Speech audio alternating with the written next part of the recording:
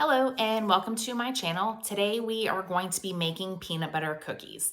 I know a lot of people have probably made these before. The recipe that I use is actually out of this cookbook, which is actually 3 cookbooks in one. And yes, every recipe in this book has only 4 ingredients. So the peanut butter cookies, they have a couple of different recipes. The one that I use is the easiest one to remember. I never have to refer to the cookbook, and it is 1 cup of peanut butter, 1 cup of sugar, 1 egg, and 1 teaspoon of vanilla.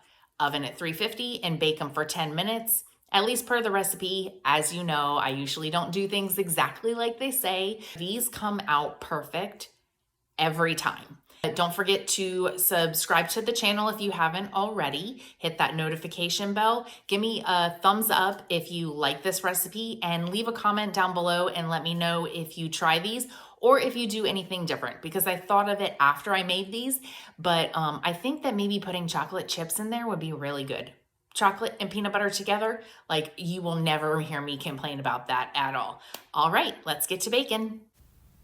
Start with 1 cup of sugar. I had brown. You can use white. That's what I usually use. I just had brown this time. 1 cup of peanut butter. It calls for crunchy peanut butter, but I don't like crunchy peanut butter, so I use the creamy peanut butter. And then 1 teaspoon of vanilla, and then 1 egg.